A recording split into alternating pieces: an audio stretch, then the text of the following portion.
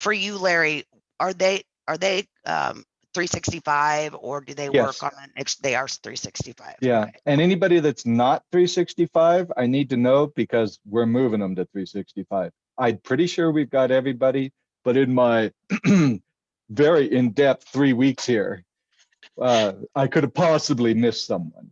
So, Okay. So, but you are on an Exchange server with 365, I would imagine, right?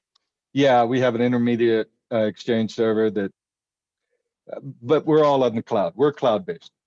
Okay. So Perry, does we, that give you what you need to know on that? Oh yeah, email Okay. stuff is. Yeah, I just wanted to make sure. They always ask me, what's the Exchange server? So I just want to make sure I have the right information. Yeah. Oh, I blew my chance, you're saying? You did. To make it complicated. Yep. What is if you this thing? I thought you said 365. No, we're very flexible and we'll definitely get it figured out regardless. So outside of outside of that, really the next step is to get the installation on the schedule. That's going to be Perry, John, if he wants to participate, Larry, and potentially myself. We'll just get that on the calendar once you're prepared with the details that Perry was requesting. And simultaneously, we can schedule our general or session 1 user training. And you would just want to bring in the people that are going to be testing out VistaQuote from the beginning. I'll want those names so I can get their username set up via VistaQuote, as well as make sure I include them on the meeting invite, and I can communicate. I've been told that John's kind of going to be the project lead, so I'll communicate with him about setting up the Harvest account and some of those things. So that is kind of how everything is going to work, and all of the communication I need to provide to you. Larry, do you have a question? I do. So okay, go ahead. Being in the new situation, I have not, maybe you did send it to me, but I don't have the technical, all the requirements documentation, and I would like an opportunity to review that if I possibly could. Yep. Because that's where I'll get a lot of questions out of that. Yeah, sure. I will forward that to you, and it'll also have Perry's information. I am relatively positive you were copied, but I could have missed it. So it's happened before. So I'll make sure that you have that information. And then outside of that, we're going to start just quickly. I need to know your pain points, Jacqueline. So I already and don't say IT. Don't say IT. Don't say IT. So I've already heard you say brokers and blocking accounts, and as well as a free for all in your inbox. Outside of that, give me some of your other challenges.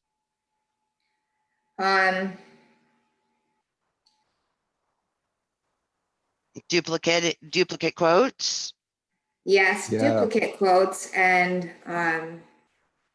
I am, the one who controls the listing services as well. So as now, so as we've kind of gone through that, just kind of the value to reward there. We're not going to quote something for under $1. It's not worth our time. Things like that. So we've removed things and we've tried whatnot. So I guess just low cost quotes would be a big thing.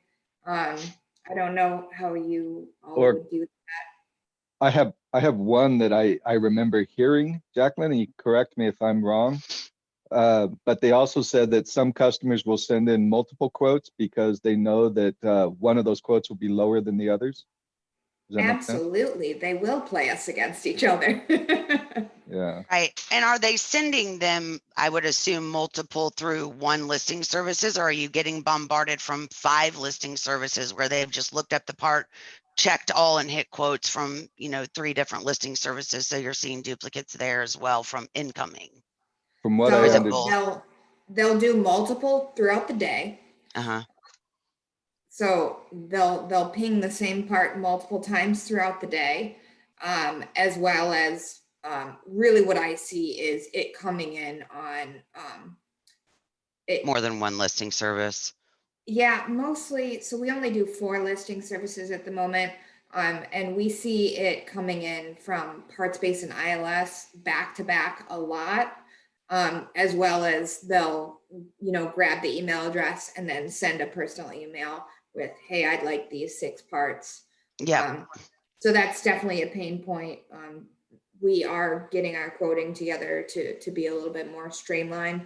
But we all kind of have our different methods, and that's played a role because I work swing shift at the moment, so I'm coming in after everybody is kind of left. And so the frustration there is somebody who's been quoted earlier in the day will have sent another one, and then I'll go to quote it. So I have to do an additional 3 to 5 steps of going into Corridor and seeing if there's already a quote in there. So this may have been quoted 7 hours earlier, but that's again kind of thing if they didn't like the price. Okay. Or they'll send in the same part, but with more parts on the quote. So if, they want one dongle, they'll, send in a dongle and a widget next so that we don't recognize it. Right. So and also a lot I've seen where, I've seen where people will go in and one person will request it, and then 20 minutes later, another person from the same exact company is going to request it again, thinking they may get a quicker reaction or a better price. You never even know. So, yep, I'm familiar with all of those, and we definitely have solutions for 100% of that. So I think you're going to be really happy about that. Also, right off the bat, like I want you to be excited about a few of the things that you're going to see, but like blocking customers. So if that'd be great. you don't lose visibility of the RFQs, which is phenomenal, but you don't get them in your to be worked filter, which is super great. So you can go to that blocked. You can take a quick gander like, okay, do I see an APU? Yeah, nope. All of these are expendables. And you click one checkbox at the top and hit no quote, and it sends an email to those customers all at once. It'll insert into Corridor if you're tracking that. And, it's literally 2 steps. Quick glance at the part numbers, which you can see from one screen, multiple check with one check, no quote with one click. So that makes everyone's life really easy, in my opinion. It just sends an email like, we're no quoting this. Sorry. And with these customers, does it because I'm relatively new as well, Larry. Sure. So it's new for me being in this role, especially in the shift. So going through, I don't have the 15 years of tribal knowledge, so I don't know that this guy down in Miami has never bought a part from us, but continues to send line items. Mm-hmm. So when you're going through in VistaQuote, is that a possibility that you can just say, okay, this customer is blocked on that, and then he just goes, because right now, I've got like a spreadsheet that's a burn book. These are guys or no-goes, and I just have to keep that up throughout my shift and go, oh, this guy never buys, so delete. So when we get connected to Corridor, you're going to have visibility of that information in VistaQuote with one click. That connection again is beta, let's call it, to be honest. So you're not going to have direct visibility of it, but you will have visibility. When you go into quote, there's a section called VistaQuote history. So if 15 people have come in for the same part, you're going to have visibility of all 15 RFQs. And so then you're going to have visibility. Has anyone quoted that part out of VistaQuote? Right? So then at that point, you can say, oh, they quoted them $15 for 150 parts. They did it yesterday. Maybe I, as a salesperson, instead of re-quoting it, should just make a quick call and say, hey, we see we quoted this. What do we need to do to get the sale? So it's a huge sales tool, as well as removing out the duplication, the price gouging each other on accident, right? So so I think you'll find it to be really helpful. Out of the box, you're going to be missing a few features. I'm just going to be honest. But once Corridor is connected, that everything that you've just mentioned, it's going to be so much easier for you guys to, at a minimum, manage your RFQs and duplication of quotes and quoting unnecessarily. Okay. Awesome. Just really quick, I'm so sorry. Do we have a list of the features that are going to be missing just until, you know, in the initially, those features so that we can mark them down to really hit them hard and verify them once we do have connectivity? So I Makes will, yeah, absolutely. So we have a pretty specific implementation plan that we have like in our project software. And Okay. so when I don't cover something in the initial training because of a situation like this, it stays open for me. So I Okay. won't lose visibility of anything I haven't discussed at length. So I may mention it. I may say, okay, this is where it's going to show up, but I won't actually train you, or Stephen won't train you on that feature until you have visibility of it. So I can send you a list. I don't know that it's going to mean much. Oh, all right then. So now this It'll is also showing. be relatively Oh, obvious, okay. things that are things that are centric around your ERP database. It'll be like, well, of course that's not working. Okay. Right. But like you can, when you flag them, you could say, hey, if you wish to have a quote, you have to call this number from moving forward. You know, and just so we can explain to them, it's like, look, you're taking a lot of our time, either buy or go away kind of situation. And maybe that's Right. the wrong thing to do. This is an IT point of view. Right. So Right. Oh, no, we Absolutely. send those emails. Right. So right now we are currently we have a default outgoing email, which basically just is our default. You can choose to include our information or not. Like, so you can just delete that. Basically, it says don't use it, or you can utilize what we have out of the box default.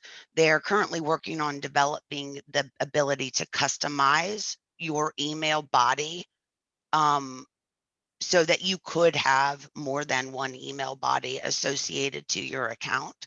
That email body that standard says, you never buy, you're wasting my time, right? Yeah. Don't Yeah. ever send us another email. Unfortunately, in our industry, it's not going to stop that from happening, because Yeah. if you list it and the brokers go into the listing service and click that top box, that's going to send an RFQ to every person on the list, you're still going to get them, which is Okay. why the block feature is phenomenal, because it literally takes those RFQs out of view in its entirety. So they're kind of, like I said, no longer on anyone's to-do list. Okay. So, You guys are going to be doing a lot of educating here. Sorry. no, and we appreciate that. We appreciate that. So, more than willing to help with anything that you guys have questions on, best practices, all of that stuff. Yeah, absolutely. And one of the benefits of Ambry Hill working with us is, just kind of our industry experience in general. Like Kelly's got years and years of quoting. I myself, I ran a parts department for a few years at Hillsborough Aviation, selling. I'm from Oregon. Oh yeah. Hey. Yeah, dude, I drove right by that airport almost every day. Yeah. Well, I'm still over there. Oh, okay. But yeah, so ran their parts department. I was also manager of stockmarket.aero for a few years as well. So, when it comes to quoting best practices, we can definitely help out.